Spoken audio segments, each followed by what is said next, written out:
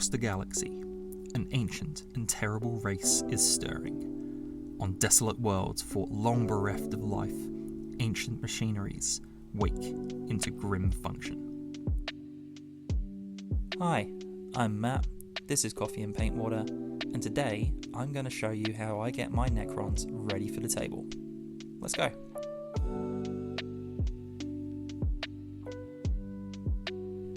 I like my shiny Necrons to be the main focus, so the bases are actually fairly simple. You can use anything like your standard pieces of cork, but I'm actually going to use bark in this case to emulate rocks. I stick my bits of bark down with super glue, and maybe some little bits of grit and rock texture. Just add some interest across the base, and something for my dry brushing to pick out a little bit later. To help add to the texture, super glue and baking soda is still such a great mix. I always find that sand is just a little bit too much. It's not really scale appropriate, at least when I do it. So the really kind of fine dust powder of the baking soda as it combines with that super glue, it's just perfect. So you can really make a nice even texture across your whole base, and then definitely comes out really good with a dry brush. Finally, dust it off and clean it up. I do not know what I would do without this little desk vacuum. Absolutely does the business. The first step is simple. Just apply black all over. The next paints are two equally fast steps. First up, GW's Dark Reaper.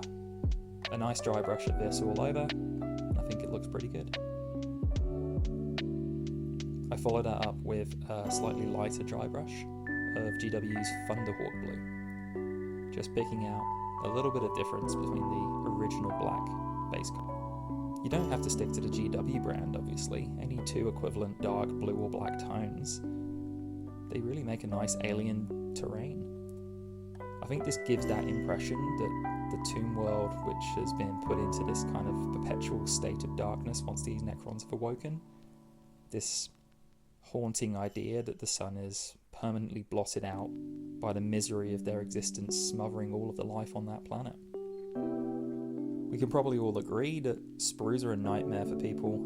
They take up space, they gather dust, or even worse, they just end up in landfill.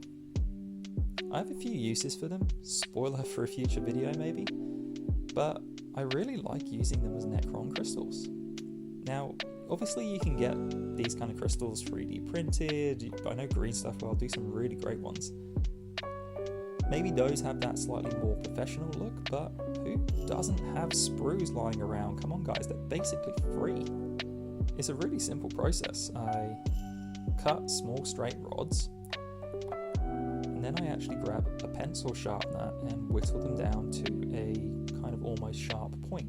I shave a little bit here and there with a sharp holy knife and just tidy them up a little. I do have to apologise, I saw this trick on Instagram some time ago and I wish I could give that person credit because they definitely deserve it.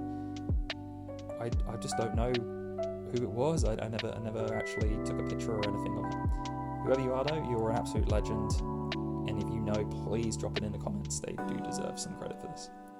I used to use a hobby knife to get this same kind of look.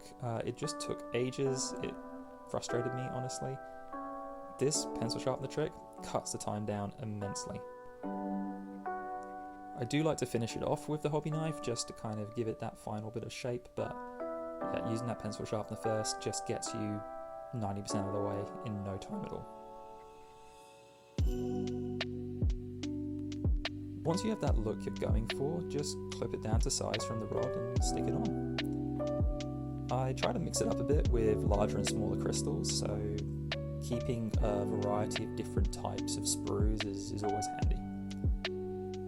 I then place them on in different angles, and different bases have just ever so slightly different looks, and it really helps to differentiate on what could be a really uniform basing style.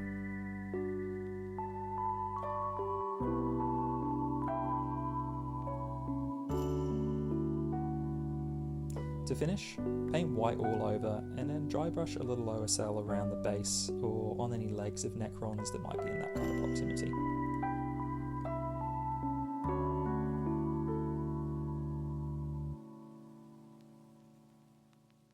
After that, on goes the Tesseract Glow from GW, and if I want that little bit of extra depth to those crystals, I quickly wet blend in some Warpstone contrast.